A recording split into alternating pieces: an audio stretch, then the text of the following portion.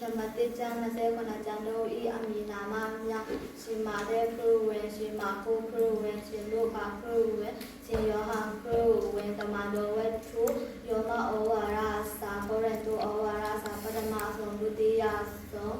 ဂလာတိဩဝါဒစာအေဖက်ဩဝါဒစာဖိလိပ္ပိဩဝါဒစာကရောသဲဩဝါဒစာတတလောနေဩဝါဒစာပထမဆုံးဒုတိယဆုံးဒီမောသဲဩဝါဒစာပထမဆုံးဒုတိယဆုံးဒီတုဩဝါဒစာဖိလိမွန်ဩဝါဒစာဟေဗျာဩဝါဒစာရှင်ယာကုပ်ဩဝါဒစာရှင်ပေတရုဩဝါဒစာပထမဆုံးဒုတိယဆုံးရှင်ယောဟန်ဩဝါဒစာပထမဆုံးဒုတိယဆုံးတတိယဆုံးရှင်ယောဒဩဝါဒစာဗျာဒိကျမ်း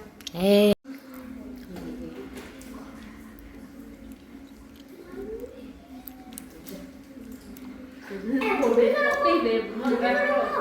重新嘛。关键在出到哪吗？你，你，然后来拜山还有什么？他妈这个我要会，我妈这你，你吧？好。他们三这个。เฮ้ขึ้นเป็นว่าแล้วเสียมละ